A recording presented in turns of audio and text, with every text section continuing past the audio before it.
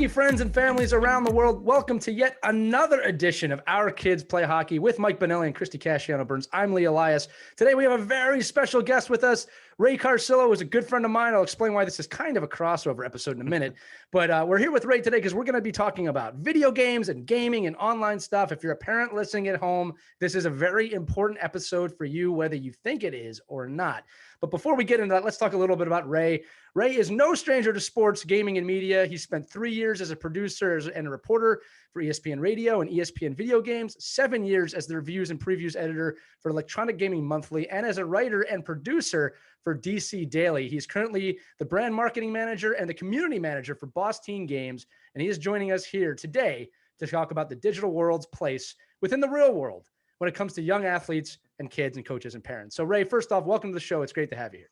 Oh, thanks for having me, everybody. That was a great intro, Lee. Expected nothing less. Thank you. Right. So for those of you at home who don't know, Ray is actually a co-host of mine on another show we do called Geeks Who Like Sports. And what's funny is he usually does this intro. So it's one of the rare times where I'm doing the intro for a show. But Ray, we're not here to talk about geek stuff today, kind of.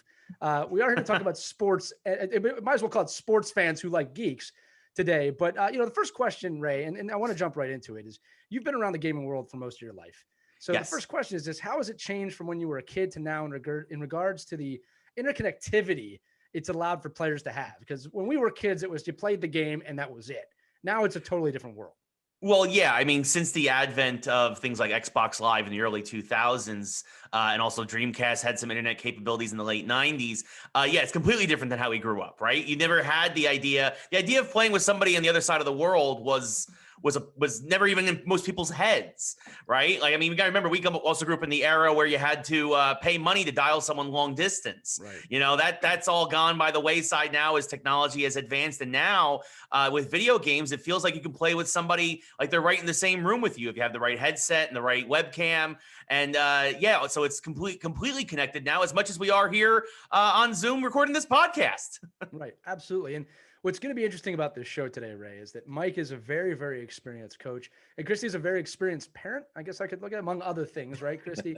And what I like about this is we're going to really be able to toss this conversation around where Mike will take it from more of a coaching perspective. And I know Mike has seen his kids have results of playing games, both good and bad.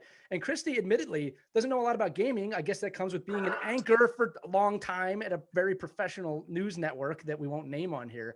But it's great, Christy, because I was saying before the show that sometimes it's what we don't know that can become the issue with the larger audience at hand. So Ray, I do want to jump into the next question, which is that, parents should have to balance gaming with real life activities. If you ask any kid, most of them are going to want to game all day. Yes. But I want everyone to hear it from you, someone who does game a lot, that you do need to balance these two things. That's my biggest concern. Right. It's too much. Yeah, no, it's really easy for the game to be like a built-in babysitter. Not to knock my own parents, but I know that whenever they needed to be quiet or something, it'd be like, here, go play your Nintendo, go. So it could become definitely a tool in an easier tool to make things sometimes if your kids are especially rowdy. But I mean, you need to strike that balance. Right, for sure, because you could very easily fall into the hole and the trap of playing games for 6, 8, 10 hours a day, or like me, like I used to way back in the day, you'd go 24 hours straight. You just keep on playing until you finally passed out in front of the console. Yeah, you just keep on going. Super Mario RPG, Fallout, didn't matter. Let's go. Just keep on playing. But yeah, so I mean, definitely finding a way, being able to, putting them on a time limit, making sure, be like, hey, next save point, let's hop off the console, and or next, can you get off now? It's like, because obviously the last thing you want to do is also make, just shut the system off when in the middle of a save because they'll hate you forever. So you don't. What's wrong with that? Oh no! Okay.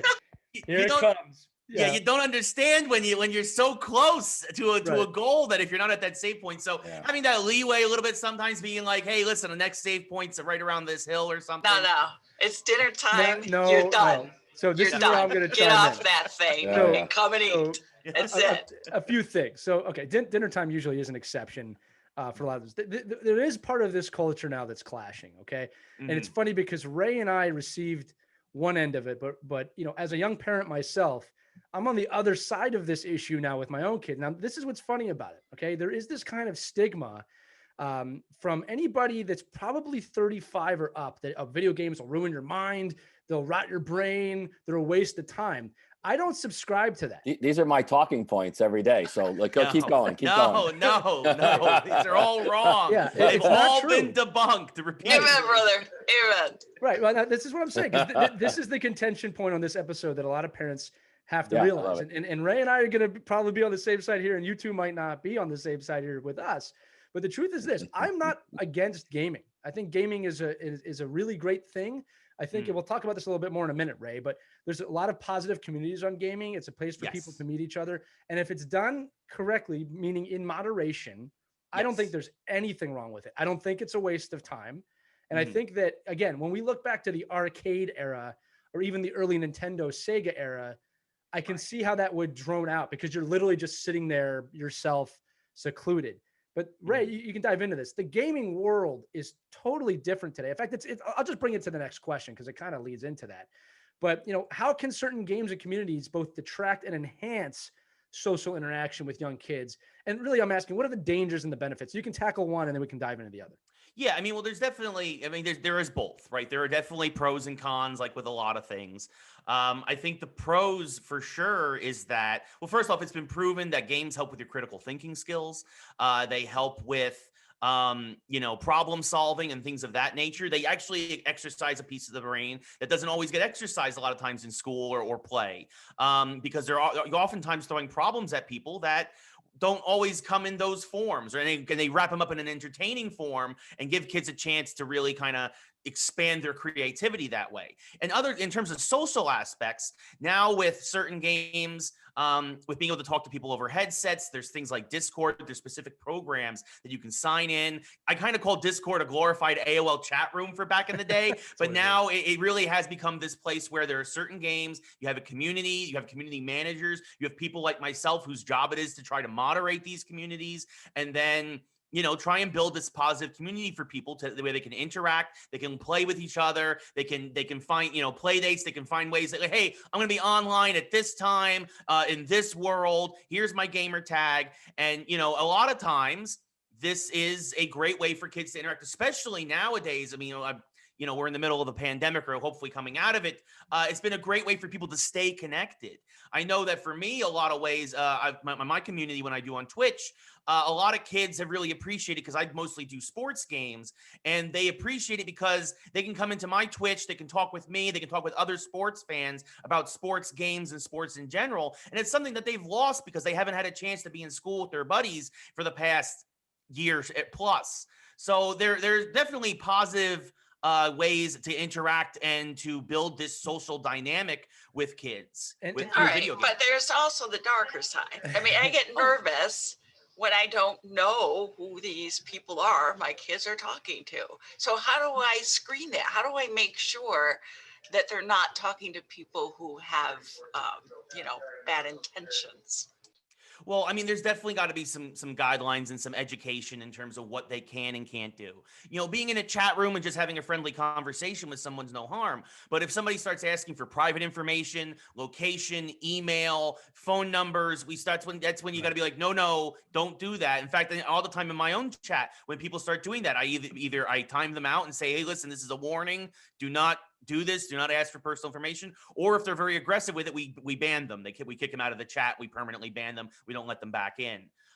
Because you have to be aware of these things. I mean, the beautiful thing about things like Twitch, a lot of times you can see them on your computer screen, you can see them on your phone. And so it's just a matter of monitoring, the screen time of your child and making sure that you know what they're doing and who they're watching, and being aware of sometimes the bigger names, right? Like Ninja or Shroud. These are the bigger Twitch streamers, much like anybody would watch a talk show on television, right? So most of those times, those communities are larger and more active, and they have mods in there, making sure to try and keep it as safe as possible. But also being aware of what games that they are watching when they're on in these chats. They might be watching games that you don't want them to watch. Right. The ESRB is out there for a reason, folks. It's the video game. Those who know, it's the video game rating system similar to films. E is for everyone, T is for teen, M is for mature. There's the E10 plus, which is obviously everyone, but recommended 10 and older, which is kind of like PG-13. Yes, that's their version of that. Yeah. Right, exactly. So, making sure that you're aware of what your kids are playing and what they're ingesting, that's something that I have to deal with every day in my community, where it's clear we have a game that's pretty much E for everyone. It has cartoon violence. So it's kind of like 12 and 10 or 12 and up, but it's pretty tame in that regards. But like, there are typically kids in there, and when sometimes we have to say, hey, listen, we're gonna ask you to leave because we suspect that this isn't an appropriate chat room for you, because we get the sense, obviously we have no way of knowing for sure, that they are somebody younger. Typically you start looking for signs like grammar, you start looking at questions that they ask, you start looking at their activity in terms of the game and things of that nature. So you try to do it, you try to be as active as possible. Same thing with my stream. I make sure that it's marked family friendly. That means I have to act within a certain amount of parameters. Like I avoid swearing as much as possible. I mostly do sports games. If I do an M-rated game, I put a warning up beforehand saying, hey, listen, we're doing a bloody game today. We're doing a game with a lot of swearing. I'm not going to be doing any swearing or anything, but just so you guys are aware, and trying to be active. Now, of course, not everybody is as proactive as I am, but again, it's just making sure that you are as educated as possible in what your children are watching and consuming, like you would be with any other television show or movie. Oh, thank you for that. I appreciate that guidance. Yeah, and Ray, I think, and Lee, right, and Christy, I think it's the same. If you drop your kids off at the park and you don't know who the kids are at the park, and you just let them hang out with unsavory characters, that's your job as a parent, right? But Ray, I just want to go back real quick, and Lee, just to step in, because you've drawn me in to the community part, right? Because everything we talk about with teams and youth sports is building communities. And we just have to build, and the way I look at gaming, to me, with teen, let's just talk about like 14 to 10-year-olds. Okay. That community piece is so appealing to me because they're doing it, right? So how can we harness that and actually use it in a good way? Like how can we take this great responsibility and use it in a way where we can build our teams and communities? So maybe you could talk a little bit more about, and I love Twitch. I know the NWHL uses Twitch, and I actually, that's the only reason I knew about Twitch. I'm not a gamer.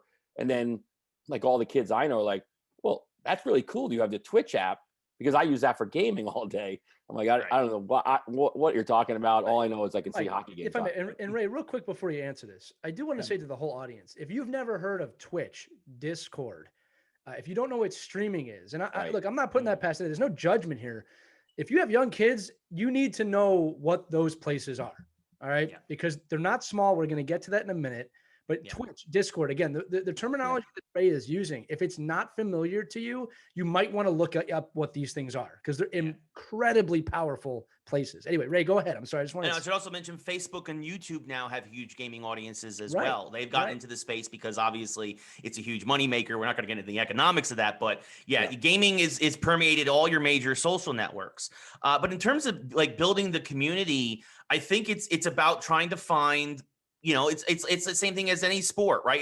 It's like-minded people who have a common interest, who have a goal in mind, whether that's, getting better at a game or getting together and learning certain skills, right? Like, learning how to swing a baseball bat or hit a hockey puck right, or throw a football. It's the same as learning hit detection in a fighting game, which is, for those of you who don't know, that's basically, in the computer lingo, it's when the computer recognizes that if you throw a punch and it connects with the character model, it then registers on a health bar.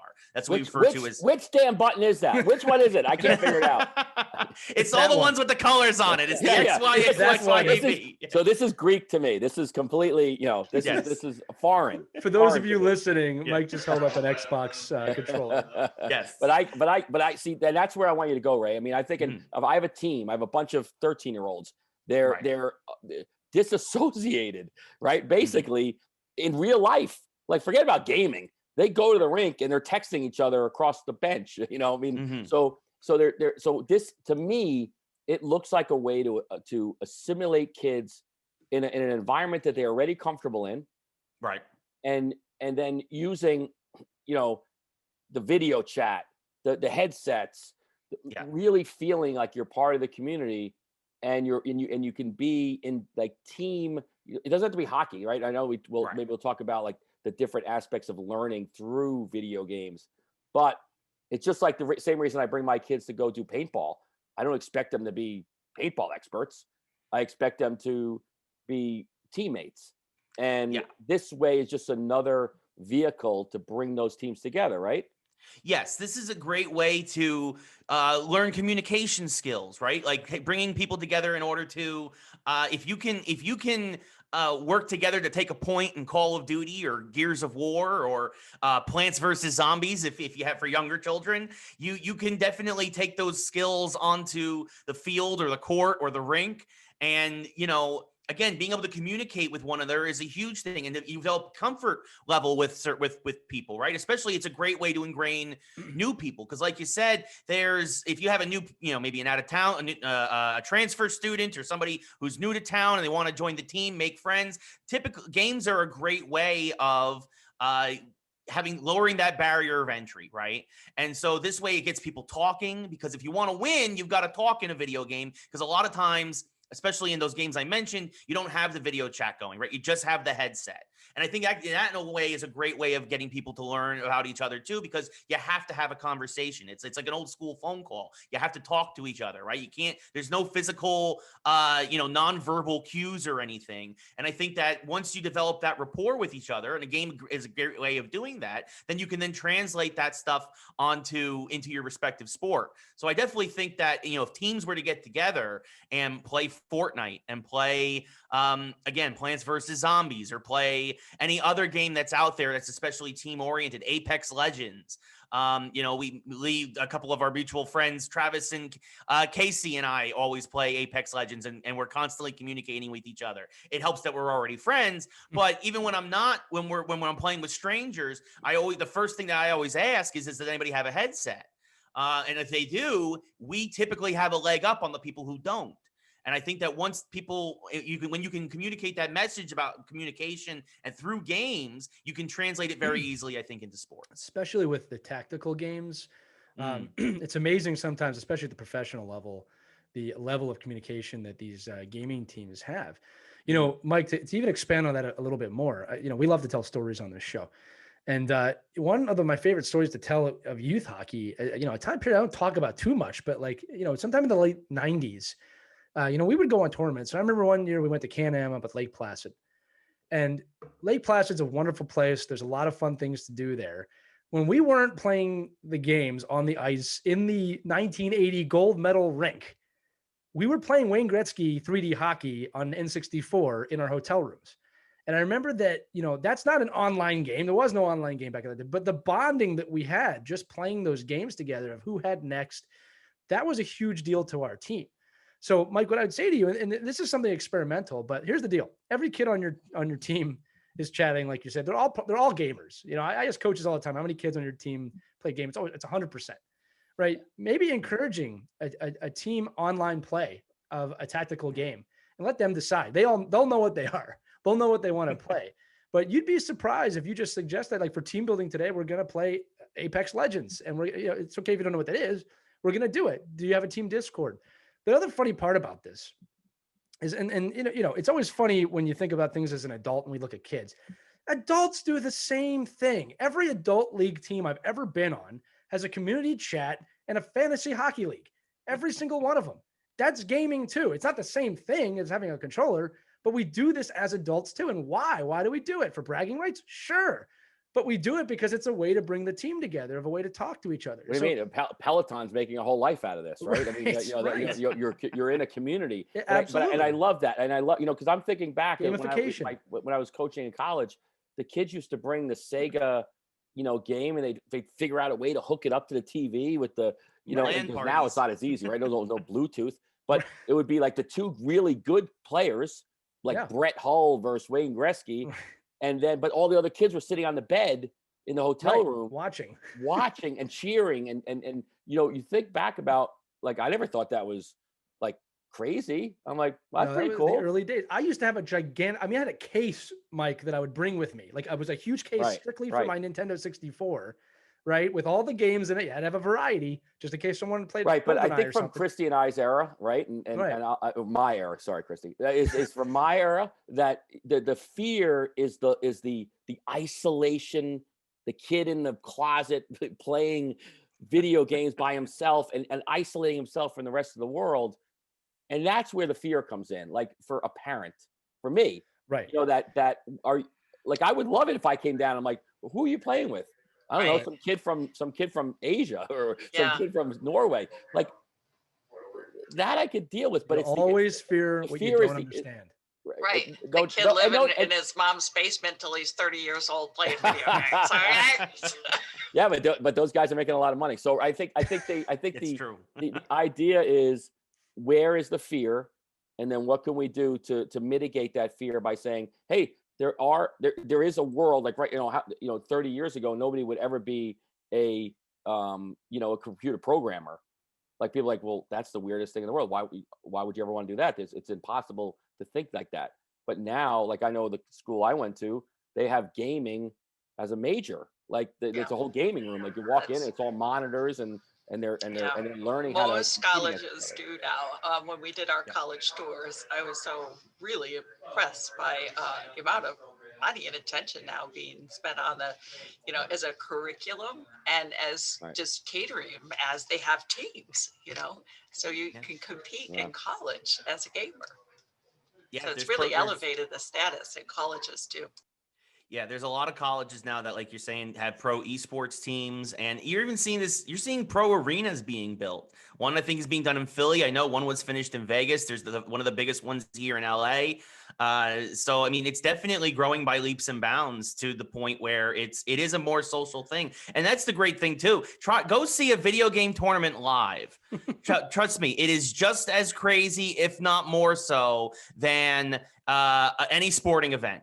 You go to the Evo Fighting Game Championship tournament, and it is a party. And it is, I mean, well, obviously before COVID, hopefully next year we'll be back in person. But literally thousands upon people watching a big screen of people playing Street Fighter for tens of thousands of dollars in prize money. So. Yeah, but Ray, you're using the same argument that we've used as hockey people for years and years and years. You got to see it. Like I know, like everybody outside our hockey world thinks you're crazy. Like you people are all nuts. Like why would you like a sport like that? No, you got to be there. You got to feel the energy, and that's the same way that I'm seeing the gaming world evolve. Is that we don't, if you're not in the world of that, like seeing a hockey game on on TV is much different than sitting by the glass, right, and feeling the Right. hockey game. And my son says it all the time. Like, what are you doing? You're watching somebody else play a video game. Like you're I said, this is, he goes, well, you watch the Rangers. That's That's true. somebody else playing hockey. Right. I go, all right, I get it, but I don't like it. Ray, let me tee you off here because I'm gonna have Ray. Ray said we're not gonna get into the economics, but I'm gonna do it, Ray, because I want Ray to go into this stat because I guarantee you 90% of the audience listening to this show does not know this stat. And this is where the comparison sets off. Everyone knows that professional sports is a big deal. Everyone knows what they are, even if they don't go or watch it, they know what they are. Ray, you don't have to be exact here, but could you bestow to the audience how big the gaming business is? Because I guarantee you people do not realize this till you say it. So the gaming industry makes as much money in a year as the 4 major sports leagues and the movie industry combined. So it dwarfs every other major entertainment industry, music, movies, every league, every sport, MLB, NFL, NBA, NHL, MLS, you name it. The video game industry is leaps and bounds ahead of it in terms of how much money it pulls in. Right. It is such a global, I mean, and also to go to your point, I think part of the reason is that gaming, more than a lot of other of these sports and industries and all this other stuff, has a very low barrier of entry. All you need nowadays is a phone. and there's free to play games on here. You can download them for nothing, including my game. But there's tons of games you can get into, and then you build a community, and that's how you get involved, and that's how it starts. Well, we don't have to like that, Ray. We don't have to accept those numbers, by the way. That's fuzzy math, Ray. I don't know. Yeah. I don't accept that, but I think it's such a scary thing as a parent, because we're coming out. We're not in that world. It's the same, it's the same reason why we don't like kids, not having belts on and their pants hanging down below their waist, right? It's just getting past the errors. Things are changing. Things are changing, and especially in the gaming industry, things are changing at light speed. Technology, again, more than the video game industry has come farther in 30 years than the movie industry has come in 100 plus. And most sports, sports, for better or worse, have stagnated, right? We know the rules; they're set in place. Sometimes you hear about baseball talking about an electronic strike zone or something, but it's still there. It's slow moving progress. It's glacial progress. Whereas games are moving at light speed. You have new systems every 5 or 6 years, new chips. You have more processing power now, and a chip smaller than my pinky nail. Then you used to be able to. That stuff used to power the space shuttle, and they used to be the size of an entire room. Right. Those computers. So you used to be in NASA and whatnot. Now they're this big, right? And they're on everybody's console for less than $500. Don't you think that's why it's so appealing, Ray, for kids to gravitate towards something that they have full control over? I have no control over, if I'm watching my son, right, play baseball. I have no control. He has no control over the strike zone. He has no control over his swing. He can't swing the way he can swing like a great player in a video game. And don't you think in a lot of ways that takes like that is a great analogy, that access, that a comfort level, that ability to say, I could be great at this on my couch. And I think that's honestly, like in our audience, that's, to me, that's the fear. The fear is it's too easy. It's too accessible. It's too fun. It is. Well, I mean, because it's just like because at the same time, you want them to be active. We got to break thinking, your kids and that's the change. We got to break that stigma. Like, let me twist this real quick to Christy. Christy, I could tell that when Ray said that number, that was news to you. That jumped. Right? That just spoke volumes. So, I can't believe the money involved, which concerns me to some degree. That there's because when it's big money, everybody wants their fingers into it. Right. You know what I mean? Now that's going to prove my point. Okay. This is exactly why I'm kind of picking on you here. Okay. Because I want to turn this towards tips for parents a little bit here. I'm talking to both of you as parents now. If I told you there was an industry out there this big that is legit attracting children, doesn't even really matter what the industry is. That statement alone is kind of scary. You could equate that to cigarettes at one point in the history of the country. You could also equate it to sports. Okay. Because like I said, you don't know. But as a parent, and Christy, I'm speaking to you directly here. As a parent, if I told you that there's a monster industry that's attracting kids, you don't know much about it. What do we need to do as parents then? Right. Alarm bells right away go off. Right. You know what? And I got to tell you, what concerns me especially is the graphics are getting better and better and more detailed. They're also getting really graphic. It concerns me how violent these games have become. And my children create these characters and it really creeps me out. They look just like them in the game. I can't believe I was like, oh my God, that's you in the game, Joey. Yeah, that's me. I'm killing all these people. It's it is hard. I mean, it's come on, hard you gotta admit. I'm sorry, maybe I'm like old-fashioned mom, but that's hard to watch. I gotta be honest with you. I'm being honest with you. It's hard to watch. I understand that. They've actually found most studies though that typically the folks who play the more violent games tend to be less violent in real life. It becomes an outlet. No, it's an outlet. It's an outlet. And going also back to Mike's point, it is an ego thing, right? It does hit that serotonin, that nice part of the brain that that when you press the A button, every time you're gonna jump this high, you're gonna swing the sword this hard, you're gonna shoot the gun like this, right? Like it doesn't matter what it is, what game it is. And I think that it's learning a pattern and learning the rules of the game as much as you would learn the rules of a sport. And this time though, you don't have the limitations that come from your natural God-given ability or lack thereof. I think that what's great about the avatars, and I think the realism is that we are getting further and further and more immersed, but it's as much as reading a book or not as much. But you immerse yourself in a book, you immerse yourself in a movie. A game is just doing this the same way. The only difference is between a game and a movie is you have a controller in your hand and you have a say-so, you have a level of agency about what happens. You are crafting your own story in a way.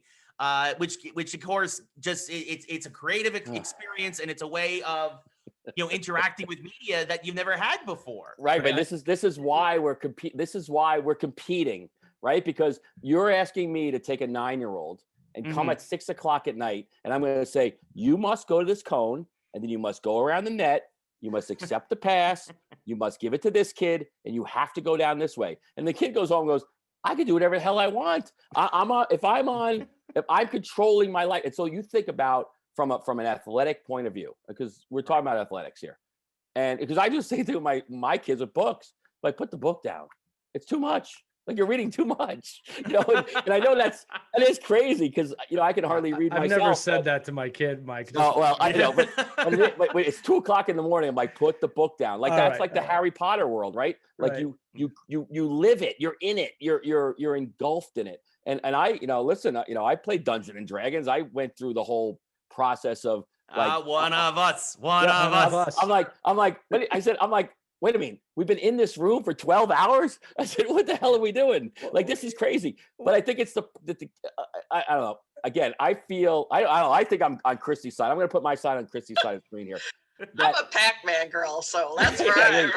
Listen, I tried. I did. I don't know what it was, like big game hunter. Let me jump in here. Mike. I got to say something to you, Mike. So, please, Ray, please correct me if I'm wrong on any of this. Okay, there is no study that shows that video game violence leads to actual violence. There is no science behind that, even though it's been said by politicians, it's been said by a lot of people. There is no correlation between video game violence and actual violence on a scientific level. Now, with that said, and this is where I'm going to win this battle since you've chosen a side, okay?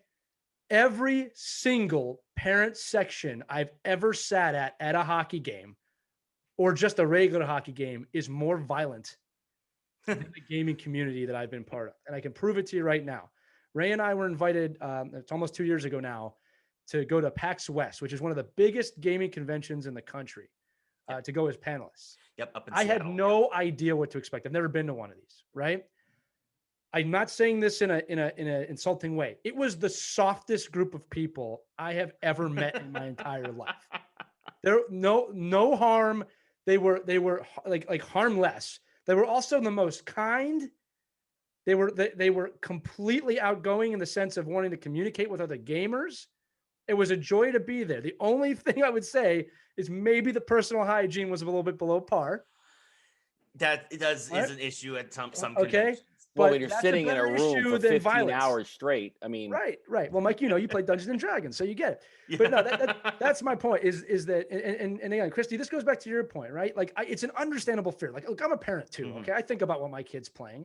That's why the rating system exists. That's why parents must moderate what their kids are watching and doing. It's not a babysitter, as Ray said that earlier in the show. Right. If you're going to leave your kid in front of the screen, let him watch whatever he wants. He's going to end up on something he shouldn't be watching. He or she is going to end up on something they should not be watching. But I got to say that there is no statistics to support any violence from video games transcends the game. Well, athletic parents don't care about statistics. Those things don't matter. Just on the ice, right? Because if my kid's going to make it, they're going to make it. I know that. Don't give me the percentages. Right. Don't give me that kids should play cross ice and more touches. That's all BS.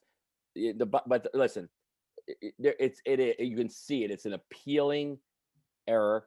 It's an appealing process.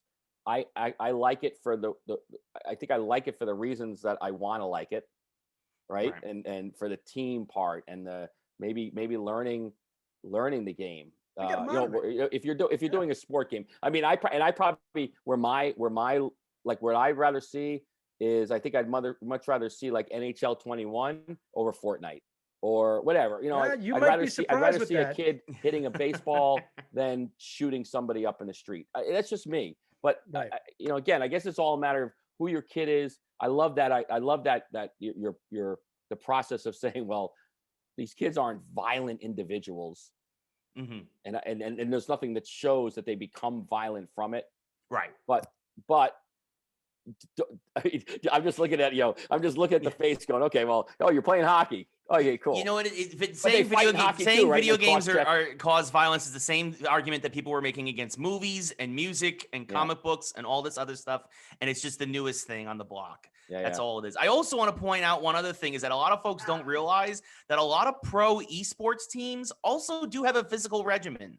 They are required to stay in some sort of shape as well. In fact, actually, the Street Fighter pro players a lot of times in Japan have some of the most demanding physical regimens, forced usually to run several miles a day to try and keep themselves going because they understand that it isn't healthy for them in the long term, like you said, Mike, to sit in their basement all day for 10, 12 hours at a go. So a lot of these institutions also institute a level of physical activity. So a lot of these players do get outside. They might not be doing the coordination activities of hitting a ball or a puck or throwing a football or something, but they do get outside and they do tend to be in surprisingly good shape. A lot of them.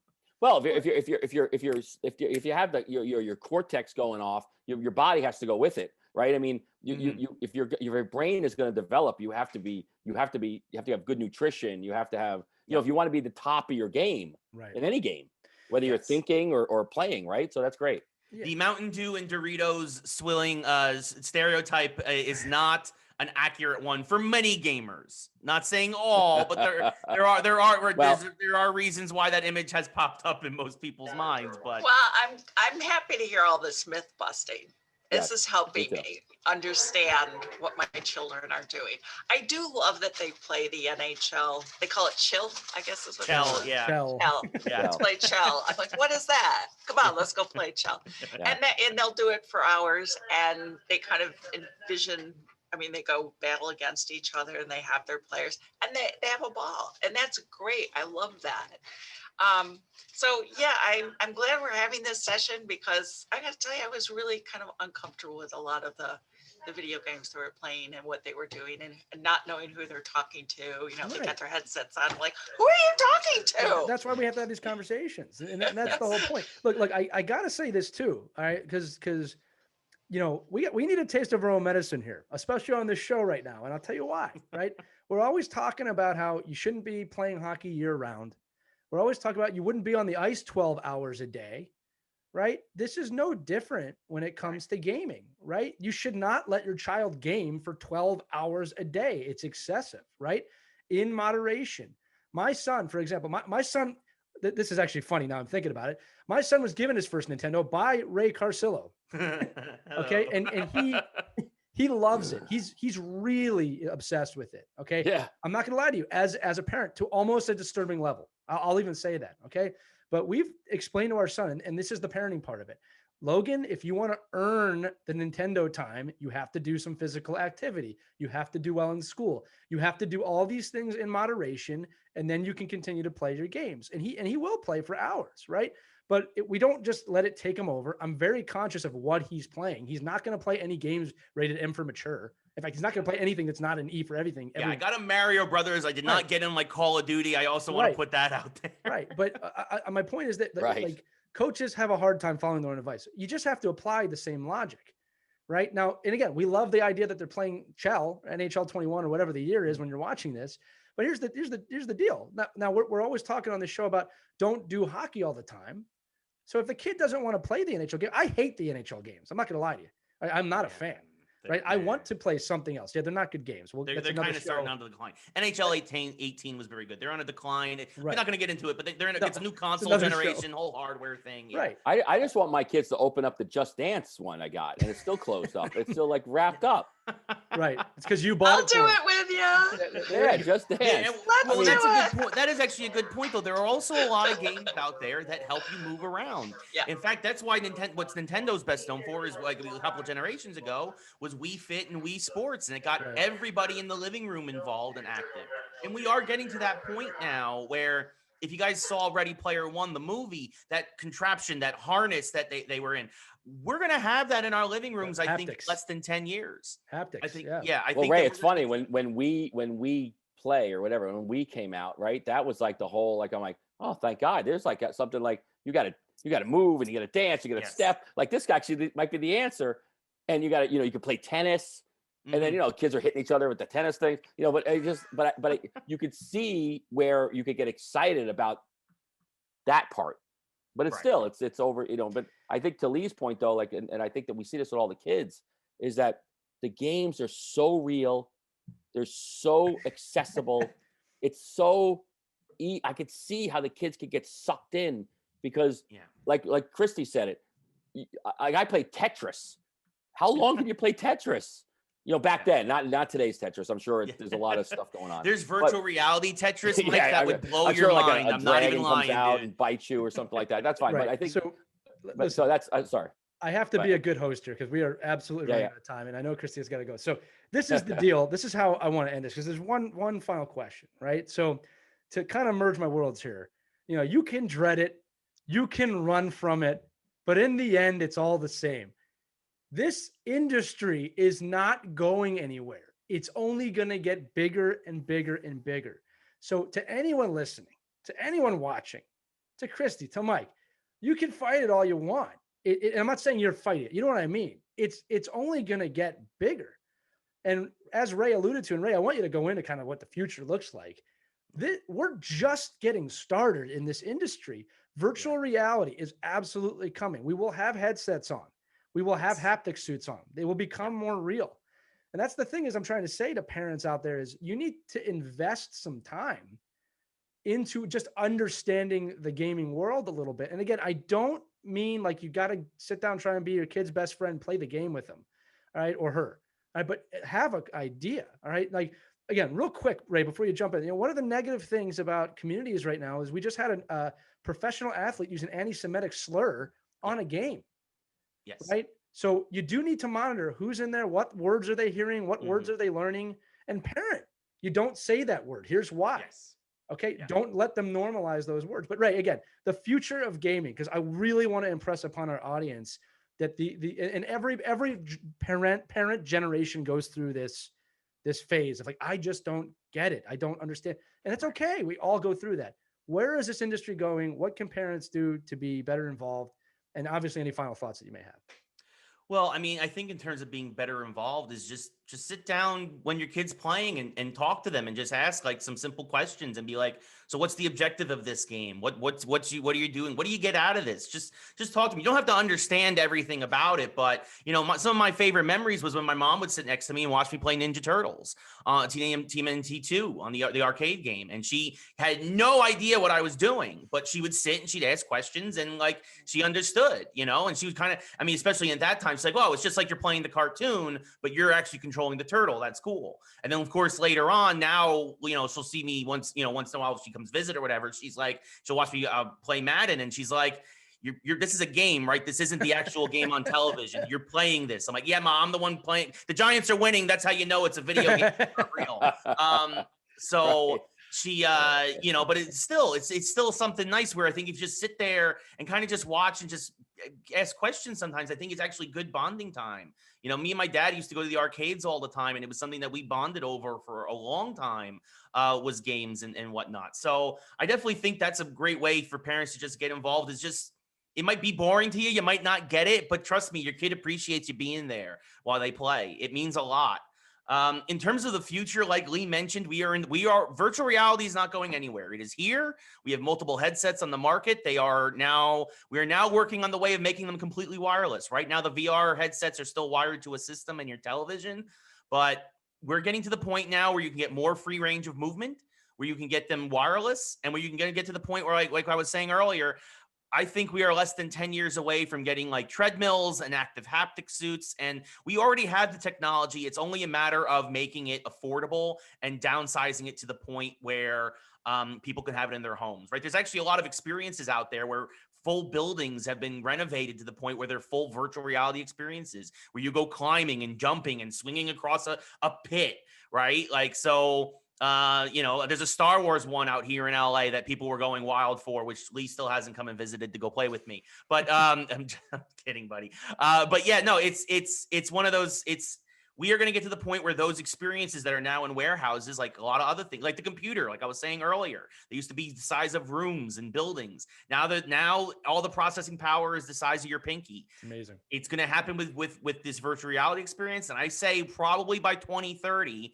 We are going to have that stuff in our living room, treadmills, haptic suits, full virtual reality. And it's going to be up to the parents to tap you on the shoulder in real life and yank that headset off and be like, it's time for dinner. So, well, Christy, you were my litmus test. I know you got to go. You were my litmus test on this episode of whether or not we accomplished some really good information. Did we do our job today? Bring back Pong.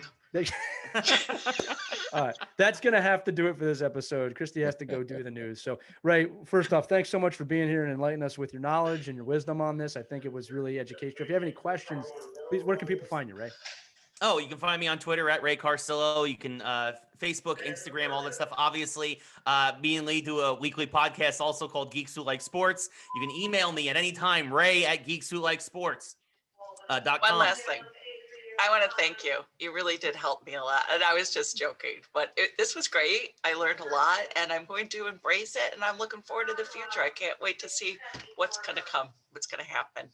Well, thank you so much for having me. I'm glad I was here to help calm the fears and whatnot. It's not so bad. It's going to be okay. Ray will play you in Pong, just so you know. Yeah, I'm really good. I'm just telling you. All right, that's going to do it for this edition of Our Kids Play Hockey. As always, if you want to see more episodes, visit us on ourkidsplayhockey.com. You can listen to the podcast wherever podcasts can be heard. Once again, for Ray Carsillo, Christy Casciano-Burns, Mike Benelli, I'm Lee Elias. Thanks so much for watching this edition of Our Kids Play Hockey, and we'll see you next time. Good night, everybody.